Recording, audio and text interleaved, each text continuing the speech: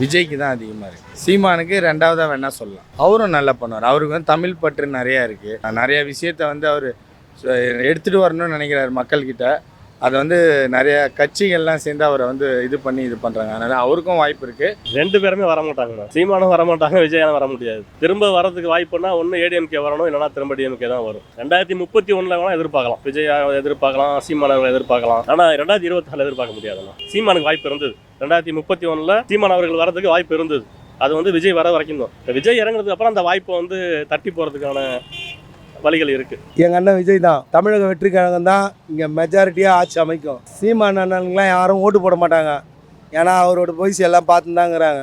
தம்பின்னு சொல்லிட்டு எங்கள் அண்ணனை வந்து ஒரு மாதிரி அசிங்கப்படுத்துகிற மாதிரி பேசுறது. சீமான் அண்ணன் அவரை பற்றிலாம் பேசுறதுக்கு இங்கே வேலையே இல்லை. எங்கள் அண்ணன் விஜய்லாம் வந்து எப்படி தெரியுமா, கன்ஃபார்ம் சிஎம் 2026க்கு எதிர்கட்சியும் சரி ஆளுங்கட்சியும் சரி அலறி அவங்க இருந்த இடம் தெரியாமல் ஓட போகிறாங்க. இதுதான் நடக்க போகுது. பொதுமக்கள் கண்டிப்பாக இந்த வாட்டி 100% ஓட்டு போட போகிறாங்க. 2026ல் இவங்களுக்கு ரெண்டு பேருக்குமே வாய்ப்பு இல்லை அப்படின்னு தான் என்னுடைய கருத்து. டிஎம்கே வந்து அவங்களுடைய தோழமை கட்சிகளோட ஸ்ட்ராங்காக இருக்குது. ஆப்போசிட்டில் வந்து ஒரு வலிமையான ஒரு டீமே இன்னும் உருவாகலை. அவங்கவுங்க தனித்தனியாக இண்டிவிஜுவலாக நான் வருவேன் அப்படின்னு தான் சொல்லியிருக்காங்க. தவிர இன்னும் அவங்களுடைய வலிமையை நிரூபிக்கிற விதமாக எந்த ஒரு கூட்டணியோ இல்லை அவங்களுடைய கெப்பாசிட்டி காத்துற மாதிரி எந்த ஒரு வேல்யூஷனோ எனக்கு தெரில. பொசிஷன் டிஎம்கே தான். எனக்கு வந்து தளபதியும் அண்ணன் தான், சீமானும் அண்ணன் தான். ரெண்டு அண்ணனில் யார் வந்தாலும் சரி கண்டிப்பாக நல்லது செய்வாங்கன்ற நம்பிக்கை எனக்கு இருக்குது. அதனால் தளபதி கண்டிப்பாக வருவார். தளபதி மேலே முழு நம்பிக்கை இருக்குது. அவர் வந்து மக்களுக்கு நல்லது செய்யணும், அவ்வளோதான். நம்மளோட தமிழ்நாடு கண்டிப்பாக 2026ல் அப்துல் கலாம், ஏபிஜே அப்துல் கலாம் சொன்ன மாதிரி வல்லரசு நாடாகிறதுக்கு நிறைய வாய்ப்பு இருக்குது. அதனால் மக்களுக்கு கைகூப்பி வேண்டிக்கிறேன், தளபதி வாய்ப்பு கொடுங்க. தளபதி அதை நீங்கள் பயன்படுத்திங்க, அவ்வளோதான். கண்டிப்பாக முதலமைச்சர் ஆவார் சார், அதில் முழு நம்பிக்கை இருக்குது. சீமான் இல்லை, விஜய் இல்லை, முத்தமிழ் அறிஞர் டாக்டர் கலைஞர் கண்ட கனவு ஆட்சி நடந்துகிட்டு இருக்குது. எங்களின் ஒப்பற்ற தலைவர் மாண்புமிகு முதலமைச்சர் மு.க. ஸ்டாலின் அவர் தான் வருவார் 26ல். யாரும் தடுக்க முடியாது. எத்தனை அணை போட்டாலும் இதை ஒன்றும் பண்ண முடியாது. ஓடுற தண்ணி ஓடிட்டு தான் இருக்கும். இங்கே இருக்கிறதுல வந்து திராவிடமா தமிழ் தேசியமா அப்படிங்கிறதோட ஜாதி தான் இங்கே பெரும் பிரச்சனையாக இருக்குது. ஜாதி இல்லைன்னு சொல்லணும். பெரியாரோடைய அவர் என்ன சொல்கிறாருன்னா, கடவுள் இதை மட்டும் மற்றது எல்லாத்தையும் பகுத்தறிவை எடுத்துக்கிறோம் அப்படின்னு சொல்கிறாரு. இப்படியெல்லாம் சுற்றி வளைக்காமல் ஜாதி இல்லைங்க, ஜாதிக்கு எதிரானவன் நான் அப்படின்னு விஜய் சொல்லணும். சீமான் ஜாதிக்கு எதிரானவர்னு சொல்லலை, நான் குடிப்பெருமை பேசுகிறாள் அப்படின்னு சீமான் சொல்லிட்டாரு. அதனால் அவரை வந்து அதுதான், அவர் அரசியலுக்கே லாயக்கில்லாத ஒரு ஆள். அவரை இதில் பேச வேண்டியதில்லை.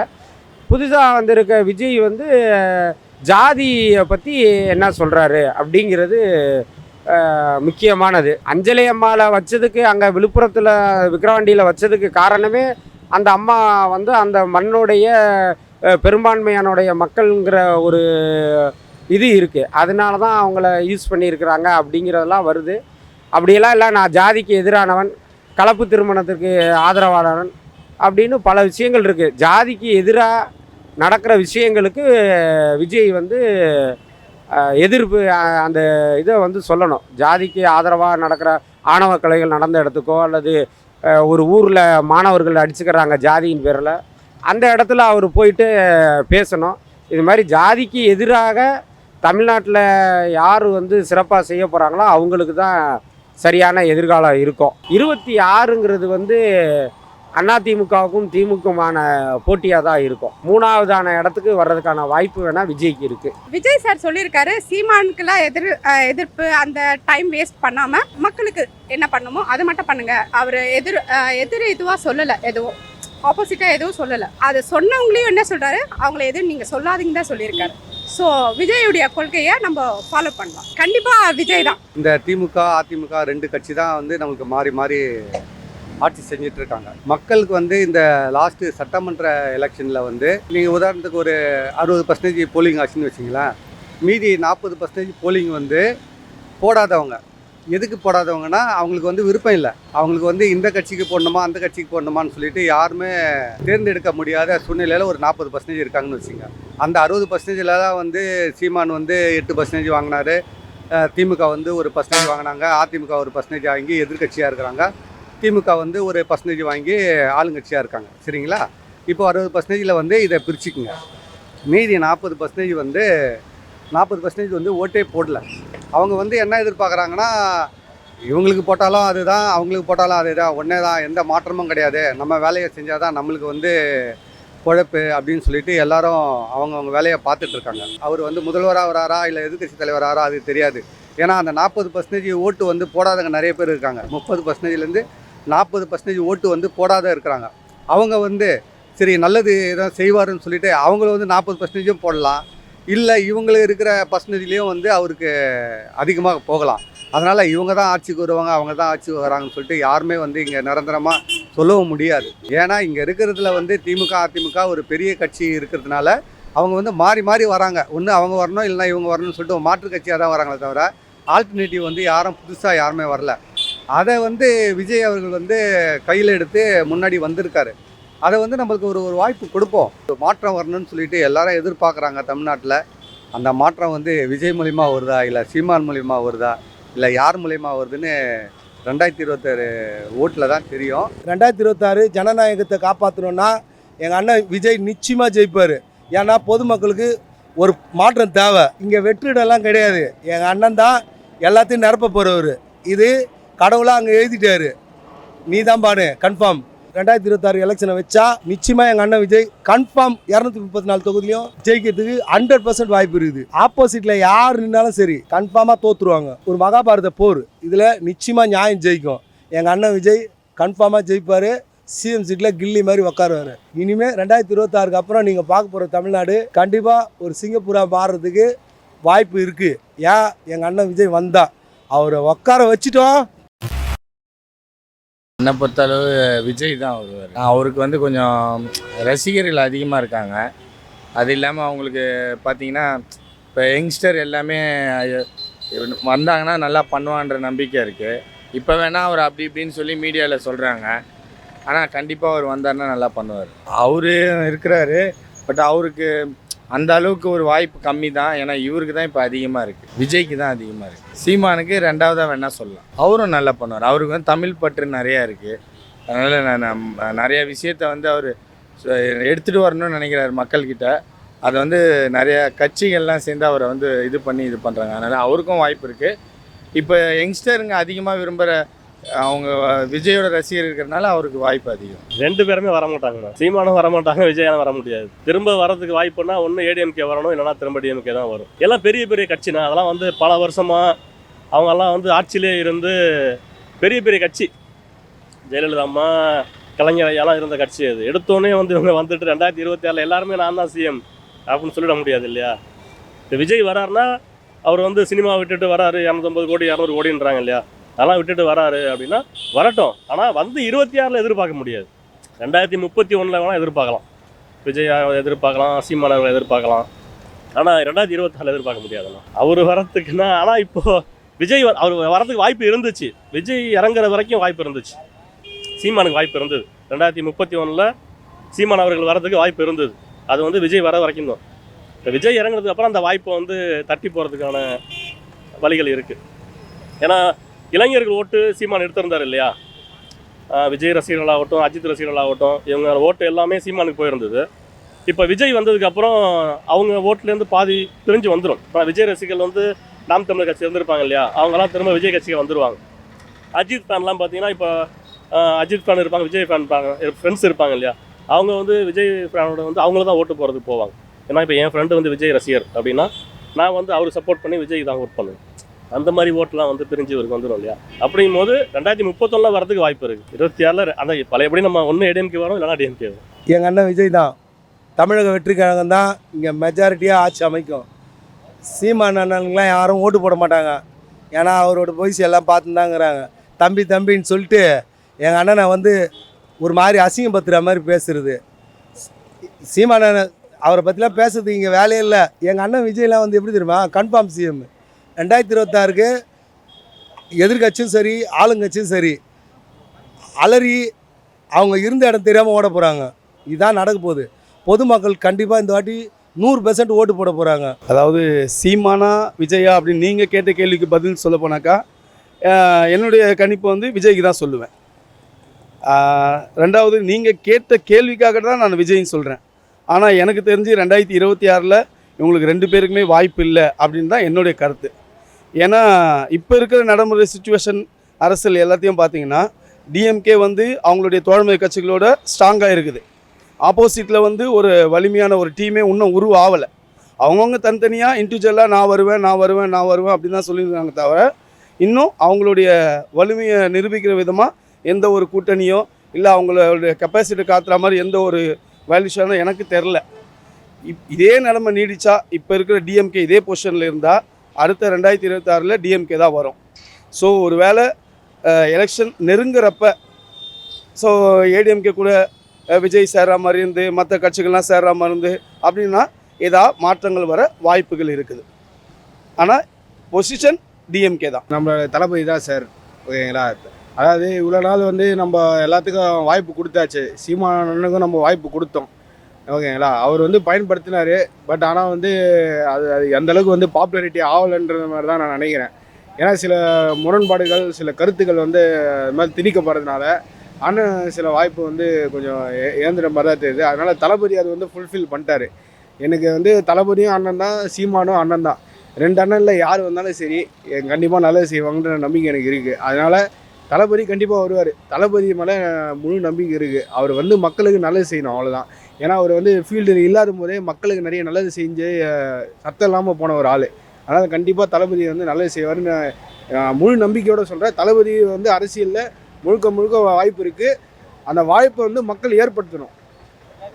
2026 மக்கள் வந்து அவருக்கு அந்த வாய்ப்பு கொடுக்கணும். அவர் கொடுத்து நீங்கள் வந்து எத்தனையோ பேர் மக்களும் வாய்ப்பு கொடுத்து பார்த்தீங்க. அது மாதிரி தளபதிக்கு வாய்ப்பு கொடுங்க. அவர் கண்டிப்பாக நல்லது செய்வார். ஏன்னா அரசியல் இல்லாத போதே செஞ்ச ஆள் அரசியல் இருக்கும்போது கண்டிப்பாக செய்வார். 100% மக்கள் வந்து ஒத்துழைக்கணும். அவருக்கு ஒத்துழைப்பு கொடுத்து அவரை வரவேற்று அவரை பாருங்கள். அவர் கண்டிப்பாக அதுக்கான முன்முயற்சி எடுப்பார். பல மக்களுக்கு மேடை ஏறி அவரால் முடிஞ்ச உதவி செஞ்ச ஒரு நல்ல உள்ளம். அதுவும் இல்லாமல் அவரோட சொந்த உழைப்பில் தான் வந்து எல்லாத்தையும் செஞ்சார். சொந்த உழைப்பில், அதாவது சொந்த உழைப்புலேருந்து ஒரு மக்களுக்கு எடுத்து கொடுக்குறன்னும் போதே அவங்க தலைவன் ஆகிட்டார். அவர் சொந்த உழைப்பு ₹1 நம்ம யாருக்கும் கொடுக்க மாட்டோம். ஆனால் அவர் வந்து பல நல்லா படித்த மக்களுங்கெல்லாம் வந்து அவங்கள மேடை ஏறி அவர் கௌரவிச்சார். அப்படி பண்ணும்போது அவரோட உழைப்பை மக்களுக்கு கொடுக்க ஆரம்பிச்சும் போதே அவர் தலைவன் ஆகிட்டார். அதனால் 2026 இப்போ அவர் தலைவன் தான். அவர் தலைவன் ஆகிட்டார். எப்போது தலைவன் ஆகிட்டார், அந்த தகுதி அவருக்கு வந்துச்சு. அதை மக்கள் வாய்ப்பு கொடுக்கணும். அந்த மக்கள் கொடுக்குற வாய்ப்பை தளபதி பயன்படுத்திக்கணும். அதை படுத்தினான நம்மளோட தமிழ்நாடு கண்டிப்பாக 2026 அப்துல் கலாம், ஏபிஜே அப்துல் கலாம் சொன்ன மாதிரி வல்லரசு நாடாகிறதுக்கு நிறைய வாய்ப்பு இருக்குது. அதனால் மக்களுக்கு கைகூப்பி வேண்டிக்கிறேன், தளபதி வாய்ப்பு கொடுங்க. தளபதி அதை நீங்கள் பயன்படுத்திங்க, அவ்வளோதான். கண்டிப்பாக முதலமைச்சர் ஆவார் சார், அதில் முழு நம்பிக்கை இருக்குது. மக்கள் கொடுக்குற மக்கள் வாய்ப்பு கொடுக்கணும், தளபதி பயன்படுத்திக்கணும். இது ரெண்டும் இணைஞ்சாலே கண்டிப்பாக 2026 தளபதி வெற்றி தான். நான் தளபதிக்கு முழு நம்பிக்கையோடு நான் வெற்றி அடைய வாழ்த்துக்கள் தளபதி. அதே போல் மக்களுக்கும் என்னுடைய அன்பார்ந்த வேண்டுகோள், தயவு செஞ்சு இளைஞர்களுக்கு வாய்ப்பு கொடுங்க. இனி இருக்கிற அரசியல் இளைஞருக்கு வழி விடுங்க. சீமான் இல்லை, விஜய் இல்லை, முத்தமிழ் அறிஞர் டாக்டர் கலைஞர் கண்ட கனவு ஆட்சி நடந்துகிட்டு இருக்குது. இப்போ முக ஸ்டாலின், முத்தமிழ் அறிஞர் முக ஸ்டாலின் அவர் வழியால் இந்த ஆட்சி நடக்கும். யாரும் ஒன்றும் பண்ண முடியாது. கும்பலை கூட்டினாலும் கோயிலில் கூட்டினாலும் ஒன்றும் பண்ண முடியாது. முத்தமிழ் அறிஞர் ஆட்சி கனவு கண்டது செயல் நடந்துகிட்டு இருக்குது. அவர் என்ன செய்கிறாரோ மக்களுக்கு அனைத்தையும் செலுக்கு போயிட்டுருக்குது. அவர் தான் ஆட்சி வருவார். அவர் கண்ட கனவு மக்களுக்கு என்ன சேவையோ அனைத்தையும் செஞ்சிட்ருக்கார். அதில் எவ்வளோ சலுகை செய்கிறார், எவ்வளோ இது பண்ணுறார். ஏன்னா அவங்க தான் திருப்பி ஆட்சி வர்றதுக்கு 99% சான்ஸ் இருக்குது. ஒப்பற்ற தலைவர், எங்களின் ஒப்பற்ற தலைவர் மாண்புமிகு முதலமைச்சர் முக ஸ்டாலின் அவர் தான் வருவார் 26. யாரும் தடுக்க முடியாது. எத்தனை அணை போட்டாலும் இதை ஒன்றும் பண்ண முடியாது. ஓடுற தண்ணி ஓடிட்டு தான் இருக்கும். அவங்களாம் வரமாட்டாங்க. கனவு கன்ற கனவு காணுகின்ற கனவு, அதுதான். சீமானனுடைய உளறலெல்லாம் நம்ம எடுத்துக்க தேவையில்லை. விஜய் அரசியலுக்கு வந்திருக்கிறாரு. இந்த நாட்டில் பிறந்த ஒவ்வொரு குடிமகனுக்கும் அதுக்கான உரிமை இருக்குது. யார் வேணாலும் அரசியலில் வரலாம். அதுக்கான எல்லா தகுதியும் ஒவ்வொரு குடிமகனுக்கு இருக்குங்கிற பொழுது விஜய்க்கும் அந்த தகுதி இருக்குது. அவர் வந்திருக்கிறாரு. அவருடைய செயல்பாடுகள் இப்போ வந்து மேடையில் முழங்குறதுலையோ இதுலேயோ இல்லை. அடுத்தடுத்து அவருடைய அரசியல் பயணம்னு இருக்கு இல்லையா, எந்த போராட்டங்களோ அல்லது ஒரு மக்கள் பிரச்சனையை எப்படி அவர் எதிர்கொள்ள போகிறாரு அப்படிங்கிற இதில் தான் அவருடைய என்ன சொல்கிறது, அவருடைய அரசியல் முடிவு வந்து அதில் தான் வரும். அதனால் இங்கே இருக்கிறதுல வந்து திராவிடமா தமிழ் தேசியமா அப்படிங்கிறதோடைய ஜாதி தான் இங்கே பெரும் பிரச்சனையாக இருக்குது. ஜாதி இல்லைன்னு சொல்லணும். பெரியாருடைய அவர் என்ன சொல்கிறாருன்னா, கடவுள் இதை மட்டும் மற்றது எல்லாத்தையும் பகுத்தறிவை எடுத்துக்கிறோம் அப்படின்னு சொல்கிறாரு. இப்படியெல்லாம் சுற்றி வளைக்காமல் ஜாதி இல்லைங்க, ஜாதிக்கு எதிரானவன் நான் அப்படின்னு விஜய் சொல்லணும். சீமான் ஜாதிக்கு எதிரானவர்னு சொல்லலை, நான் குடிப்பெருமை பேசுகிறாள் அப்படின்னு சீமான் சொல்லிட்டாரு. அதனால் அவரை அதுதான் அவர் அரசியலுக்கே லாயக்கில்லாத ஒரு ஆள், அவரை இதில் பேச வேண்டியதில்லை. புதுசாக வந்திருக்க விஜய் ஜாதியை பற்றி என்ன சொல்கிறாரு அப்படிங்கிறது முக்கியமானது. அவங்க இப்போ என்னென்னா, அஞ்சலி அம்மாவை வச்சதுக்கு அங்கே விழுப்புரத்தில் விக்கிரவாண்டியில் வச்சதுக்கு காரணமே அந்த அம்மா அந்த மண்ணுடைய பெரும்பான்மையானுடைய மக்களுங்கிற ஒரு இது இருக்குது. அதனால தான் அவங்கள யூஸ் பண்ணியிருக்கிறாங்க அப்படிங்கிறதெல்லாம் வருது. அப்படியெல்லாம் இல்லை, நான் ஜாதிக்கு எதிரானவன், கலப்பு திருமணத்திற்கு ஆதரவாளன் அப்படின்னு பல விஷயங்கள் இருக்குது. ஜாதிக்கு எதிராக நடக்கிற விஷயங்களுக்கு விஜய் எதிர்ப்பு அந்த இதை சொல்லணும். ஜாதிக்கு ஆதரவாக நடக்கிற ஆணவ கொலைகள் நடந்த இடத்துக்கோ அல்லது ஒரு ஊரில் மாணவர்கள் அடிச்சுக்கிறாங்க ஜாதியின் பேரில், அந்த இடத்துல அவர் போயிட்டு பேசணும். இது மாதிரி ஜாதிக்கு எதிராக தமிழ்நாட்டில் யார் சிறப்பாக செய்ய போகிறாங்களோ அவங்களுக்கு தான் சரியான எதிர்காலம் இருக்கும். இங்கே மற்றதெல்லாம் சொல்கிறதெல்லாம் எல்லாருமே சொல்கிறதா, நான் வந்தால் லஞ்சம் போயிடும்மா, எவன் வந்தாலும் லஞ்சத்தை ஒழிக்க முடியாது, அதுக்கு பெரிய போராட்டத்தையே நடத்தி ஆகணும். அதுக்கு முன்னேற்றமாக ஜாதியை அவங்களாலாம் ஒழிக்க முடியுதான்னு பார்ப்போம். புதுசாக வர்றவங்க ஜாதியை ஒழிக்கிறாங்களான்னு பார்க்கலாம். 2026 கட்டமைப்பில் இருக்கிறவங்க திமுகவும் அதிமுகவும் கட்டமைப்பில் அதிக பலம் கொண்டு இருக்கிறாங்க. 2 பேர்கிட்டையும் பொருளாதாரமும் ஜாஸ்தியாக இருக்குது, பணம் கொடுப்பாங்க அவங்க. இதை மீறி சீமான் அது ஒன்றுமே இல்லை. சீமான் விஜயால் இந்த 2 பேரையும் மீறி வர முடியுமா அப்படிங்கிறது ஒன்றே ஒன்று தான், ஜாதி இதுதான். இங்கே இப்போதைக்கு திமுகவும் ஜாதி ஆதரவாளர்கள் தான், அதிமுகவும் ஜாதி ஆதரவாளர்கள் தான். அதனால் ஜாதியை எதிர்த்து இந்த 26 இல்லைனாலும் 30லையாவது அவர் வர்றணுன்னா அதுக்கு அடித்தளம் அவர் ஜாதியை முழுசாக எதிர்க்கணும். தமிழன்கிறது நாம் ஒன்று அப்படின்னு சொல்கிறாருன்னா இங்கே ஜாதி ஒழியணுங்கிறத கரெக்டாக பேசினார்னா அவருக்கான வாய்ப்புகள் 30ல் வேணால் வரலாம். 26லேருந்து 4 வருடம் கடுமையான போராட்டங்களெல்லாம் எல்லாத்தையும் சந்திக்கணும். அவர் எங்கே நடக்குதோ ஜாதி கொடுமையில் நடக்குதோ அங்கே ஆளாக அவர் போய் நிற்கணும். அதெல்லாம் நின்னார்னா விஜய்க்கான அந்த வாய்ப்பு இருக்குது. 26ங்கிறது அதிமுகவுக்கும் திமுகவுமான போட்டியாக தான் இருக்கும். அதில் இவருக்கு ரொம்ப 3ஆவதான இடத்துக்கு வர்றதுக்கான வாய்ப்பு வேணால் விஜய்க்கு இருக்குது. புதுசாக ஒருத்தர் வராரு இல்லைங்களா, ஸோ அதுக்கு நம்ம கண்டிப்பாக வரவேற்பு கொடுக்கணும். அவர் பேசுனது பார்த்திங்கன்னா அந்த கட்சி இந்த கட்சின்னு போட்டி கொடுக்கல, மக்களுக்கு என்ன போய் கொடுக்கணும், மக்களுக்கு என்ன போய் சேரணும்னு அது கொடுத்துருக்காரு. ஸோ இந்த பாயிண்ட்டை தான் நம்ம நோட் பண்ணணும். ஸோ விஜய் நல்லா இது பண்ணுறாரு, இன்னும் அவர் நல்லா வளரணும்னு நான் அந்த ஏஜில் ப்ளஸ் பண்ணுறதுக்கு விஜய் சார் தேங்க்யூ. அண்ட் நீங்கள் இந்த அரசியல் வந்ததுக்கு ரொம்ப ரொம்ப நன்றி. அண்டு மக்கள் இன்னும் இதுக்கு மேலே மக்கள் உங்கள் சைடு இன்னும் திரும்பணும் அப்படின்னா இன்னும் நிறைய எப்படி எம்ஜிஆர் ஜெயலலிதா இந்த இதெல்லாம் தாண்டி வந்தாங்களோ அதெல்லாம் எதிர்கொண்டு மக்களுக்கு என்ன சேரணுமோ அது சேரணும்.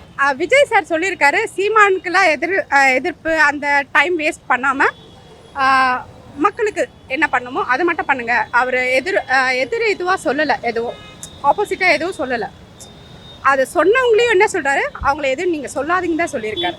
ஸோ விஜயுடைய கொள்கையை நம்ம ஃபாலோ பண்ணலாம். கண்டிப்பாக விஜய் தான். இப்போ விஜய் அரசியலுக்கு வந்ததுக்கு நான் வரவேற்கிறேன். ஏன்னா நம்ம சுதந்திரம் வாங்கினதுலேருந்து நம்ம தமிழ்நாட்டில் இவ்வளோ நாளாக இருக்கோம், சரிங்களா. இதில் பார்த்தீங்கன்னா முதல்ல திக இருந்தது, அதுக்கப்புறம் திமுக வந்தது, அதுக்கப்புறம் அதிமுக வந்தது. இந்த திமுக அதிமுக 2 கட்சி தான் நம்மளுக்கு மாறி மாறி ஆட்சி செஞ்சிட்ருக்காங்க, சரிங்களா. மக்களுக்கு இந்த லாஸ்ட்டு சட்டமன்ற எலெக்ஷனில் நீங்கள் உதாரணத்துக்கு ஒரு 60% போலிங் ஆச்சுன்னு வச்சிங்களேன், மீதி 40% போலிங் போடாதவங்க. எதுக்கு போடாதவங்கன்னா அவங்களுக்கு விருப்பம் இல்லை. அவங்களுக்கு வந்து இந்த கட்சிக்கு போடணுமா அந்த கட்சிக்கு போடணுமான்னு சொல்லிட்டு யாருமே தேர்ந்தெடுக்க முடியாத சூழ்நிலையில் ஒரு 40% இருக்காங்கன்னு வச்சுங்க. அந்த 60%ல் தான் வந்து சீமான் வந்து 8% வாங்கினார், திமுக வந்து ஒரு % வாங்கினாங்க, அதிமுக ஒரு % வாங்கி எதிர்கட்சியாக இருக்கிறாங்க, திமுக வந்து ஒரு % வாங்கி ஆளுங்கட்சியாக இருக்காங்க. சரிங்களா? இப்போ 60%ல் வந்து இதை பிரிச்சுக்குங்க. மீதி 40% வந்து 40% வந்து ஓட்டே போடல. அவங்க வந்து என்ன எதிர்பார்க்குறாங்கன்னா, இவங்களுக்கு போட்டாலும் அதுதான், அவங்களுக்கு போட்டாலும் அதுதான், ஒன்றே தான், எந்த மாற்றமும் கிடையாது, நம்ம வேலையை செஞ்சால் தான் நம்மளுக்கு வந்து பொழப்பு அப்படின்னு சொல்லிட்டு எல்லாரும் அவங்கவுங்க வேலையை பார்த்துட்ருக்காங்க. இப்போது விஜய் அரசியல் வந்திருக்காரு, அதுக்கு வந்து ரொம்ப ரொம்ப சந்தோஷம். ஏன்னா இப்போது சீமானை பற்றி, ஏன்னா திமுக அதிமுக பற்றி நான் பேச வைக்கல, ஏன்னா எல்லாருக்கும் தெரியும் அது. ஏன்னா இத்தனை வருஷமாக இத்தனை ஆண்டு காலமாக நம்ம அதை தான் பார்த்துட்ருக்கோம். இப்போ சீமான் வந்து அவர் சொல்கிறாரு, அதாவது இந்த பக்கம் நின்னா ஒன்று நீ இந்த பக்கம் நிற்கணும், இல்லைனா அந்த பக்கம் நிற்கணும், நடு ரோட்டில் நின்றுனா லாரியில் அடிபட்டு சாவுடா தம்பி அப்படின்னு சொல்கிறாரு. நான் என்ன கேட்குறேன்னா, இப்போது சீமான் வந்து அது நிறைய நான் பேட்டியில் பார்த்துருக்கேன். சீமான் வந்து அரசியலுக்கு வந்து தள்ளப்பட்டார். அவரும் சினிமா துறையில் இருந்தவர் தான். சரிங்களா? அவர் வந்து ஒரு அரசியல் குடும்பத்தில், இப்போ திமுக இருக்கிற மாதிரி கலைஞர் பேரனோ, இல்லை பெரியார் பேரனோ, இல்லை ஜெயலலிதா பேரனோ, இல்லை எம்ஜிஆர் பேரனோ கிடையாது. சரிங்களா? அவர் வந்து தள்ளப்பட்டாருன்னு தான் அவர் சொல்லியிருக்கிறாரு. அவர் தள்ளப்பட்டு தான் நான் வந்து இந்த கட்சி ஆரம்பித்தேன், இந்த அரசியலுக்கு வந்தேன் அப்படின்னு சொல்கிறார். இப்போது விஜய் வந்து அப்படி கிடையாது. அதாவது ஒரு சினிமா துறையில் வந்து உச்சத்தில் இருக்கிற ஆள், ஒரு வருஷத்துக்கு வந்து ஒரு 1000 கோடி சம்பாதிக்கிற ஆள், எல்லாத்தையும் விட்டுட்டு இந்த அரசியலுக்கு வந்து அவர் விரும்பி வந்திருக்காரு. ஏன் வந்திருக்காருன்னா, மக்களுக்கு எதனா நல்லது செய்யணும், அதாவது இது இப்படியே தான் இருக்குது, இதில் வந்து எதனா ஒரு மாற்றத்தை வந்து கொண்டு வரணும் அப்படின்னு சொல்கிறதுக்காக வந்திருக்காரு. இதை வந்து நம்ம வரவேற்கணுமே தவிர, அவரை வந்து ஒரு அநாகரிகமாக வந்து இந்த பக்கம் நில்லு, அது இல்லைனா நடுவில் நின்னா நான் அடிபட்டு சாவேன் அப்படின்லாம் அது வந்து சொல்லக்கூடாது, யாராக இருந்தாலும் சொல்லக்கூடாது. இப்போ நீங்களே வந்து இப்போ சீமான் அவர்களே வந்து நீங்கள் வந்தீங்கன்னா உடனே நீங்கள் ஆட்சியை பிடிச்சிட்டிங்களா, இல்லை கவுன்சிலரில் எதனா ஒரு வின் பண்ணிங்களா, இல்லை எம்எல்ஏ பதவி எதனா வின் பண்ணிங்களா, இல்லை மினிஸ்டர் எம்பி தொகுதியில் எதனா வந்து வின் பண்ணியிருக்கீங்களா? இல்லை, அப்படி கிடையாது. அதாவது எல்லாருக்கும் வந்து ஒரு சேவை மனப்பான்மையோடு வராங்க. நான் நாட்டுக்கு நல்லது செய்யணும், மக்களுக்கு நல்லது செய்யணும், நம்ம பணம் வந்து சம்பாதிக்கணும்னு வரல. அவர் பணம் சம்பாதிக்கணும்னா அவர் வந்து இன்னும் ஒரு 10 வருஷம் இருந்ததுன்னா ஒரு 10,000 கோடி சம்பாதிச்சிடுவார். அதுக்காக வரல, நாட்டுக்கு ஒரு மக்களுக்காக ஒரு செய்யறதுக்காக வர வைக்கிறாரு. அவருக்கு ஒரு வாய்ப்பு கொடுக்கணும்னா, இப்போ இந்த எலெக்ஷனில் வந்து அவர் நீங்கள் % பார்க்குறீங்க, அவர் வந்து முதல்வராக வராரா இல்லை எதிர்கட்சி தலைவராரா அது தெரியாது. ஏன்னா அந்த 40% ஓட்டு வந்து போடாதவங்க நிறைய பேர் இருக்காங்க. 30%லேருந்து 40% ஓட்டு வந்து போடாத இருக்கிறாங்க. அவங்க வந்து சரி நல்லது எதாவது செய்வாருன்னு சொல்லிட்டு அவங்கள வந்து 40% போடலாம், இல்லை இவங்களுக்கு இருக்கிற பர்சன்டேஜ்லேயும் வந்து அவருக்கு அதிகமாக போகலாம். அதனால் இவங்க தான் ஆட்சிக்கு வருவாங்க, அவங்க தான் ஆட்சிக்கு வராங்கன்னு சொல்லிட்டு யாருமே வந்து இங்கே நிரந்தரமாக சொல்லவும் முடியாது. ஏன்னா இங்கே இருக்கிறதுல வந்து திமுக அதிமுக ஒரு பெரிய கட்சி இருக்கிறதுனால அவங்க வந்து மாறி மாறி வராங்க. ஒன்று அவங்க வரணும், இல்லைனா இவங்க வரணும்னு சொல்லிட்டு மாற்று கட்சியாக தான் வராங்களே தவிர ஆல்டர்னேட்டிவ் வந்து புதுசாக யாருமே வரல. அதை வந்து விஜய் அவர்கள் வந்து கையில் எடுத்து முன்னாடி வந்திருக்காரு. அதை வந்து நம்மளுக்கு ஒரு வாய்ப்பு கொடுப்போம். அவர் என்ன தான் பண்ணுறாரு, இப்போ சீமானுக்கு கொடுக்கலான்னு சொல்லிட்டு வாய்ப்பு இருந்தாங்க. அவர் வந்து எந்த கூட்டணியும் வைக்கல, தனியாக நிற்கிறேன்னு சொல்லிட்டு தனியாக நினச்சி வந்து தனிமரம் எப்பவுமே தோப்பாகுது. இப்போ இருக்கிற காலகட்டத்தில் வந்து எல்லா கட்சியும் திமுக அதிமுக பிஜேபி காங்கிரஸு சீமான் கட்சி இல்லை விசிகா எல்லாம் பாமக இல்லை விஜய், அவங்க எல்லாரும் தனித்தனியாக நின்னாங்கன்னா அவங்க கெப்பாசிட்டி எவ்வளோ % ஓட்டு வாங்குறாங்கன்னு அவங்களுக்கு தெரியும். ஆனால் அது வந்து தனித்தனியாக நிற்கிறதுக்கு வாய்ப்பே கிடையாது. ஏன்னா அவங்களுக்கு வந்து ஆட்சி அதிகாரம் வேணும். அதனால் கூட்டணியை வச்சு தான் அவங்க வந்து எல்லாரும் கூட்டணியை வச்சு தான் ஆட்சி அமைப்பாங்க. அதனால் கூட்டணிக்கு வரும்போது அவர் வந்து வந்திருக்காரு, அவருக்கு ஒரு வாய்ப்பு கொடுப்போம். வாய்ப்பு கொடுக்குறது இல்லை, நம்ம வந்து நானோ இல்லை இப்போ பேட்டி எடுக்கிறாரு அவரோ வந்து முடிவு பண்ணுறது கிடையாது. எலெக்ஷன் 2026 வரும், இந்த போலிங் ஆகும், ஓட்டு வந்து யார் போடுறாங்க, யாரை தேர்ந்தெடுத்துக்கு போடுறாங்க, அவர் நிற்கிட்டோம்.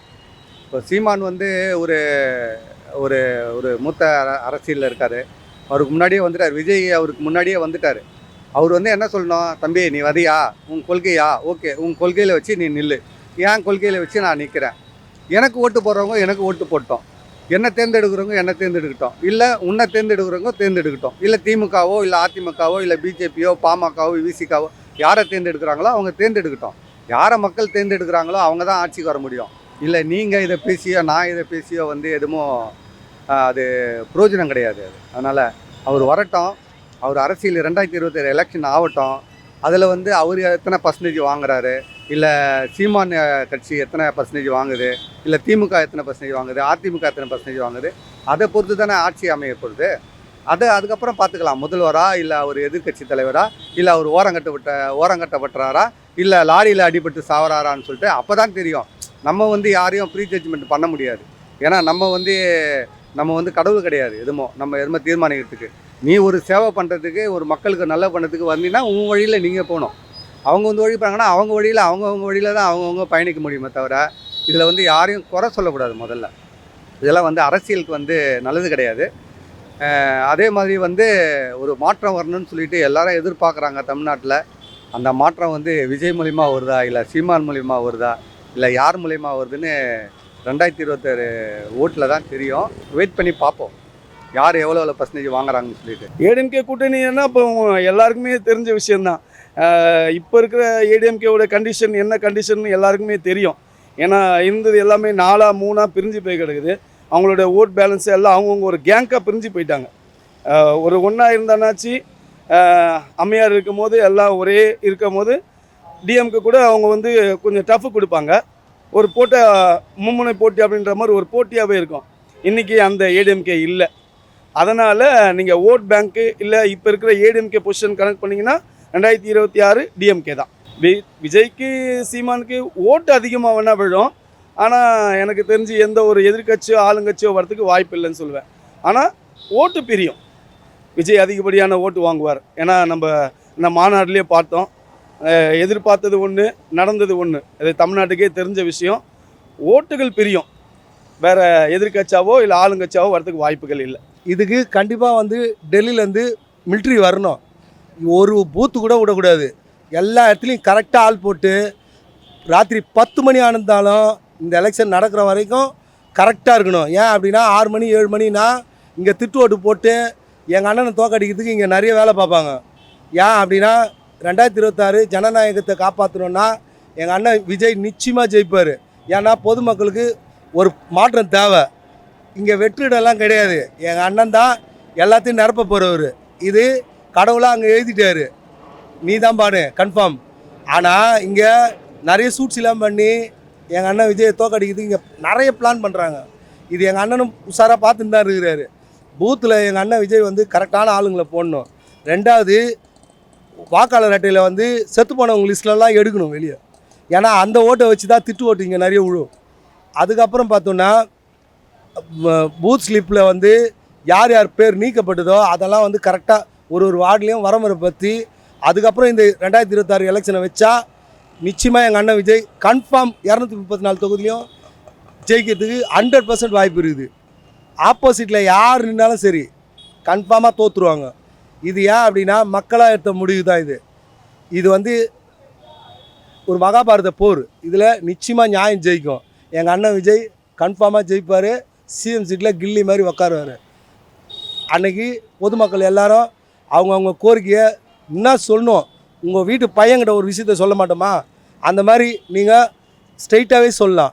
ஏன்னா இங்கே இருக்கிறவங்க வந்து உங்களை பார்க்குறதுக்கு வரமாட்டாங்க. பார்க்குறதுக்கு அப்படியே வந்தாலும் தூரமாக நின்று உங்கள் அப்பாவை உங்கள் ஆதங்கத்தை கேட்காமலே ஓடி போயிடுவாங்க.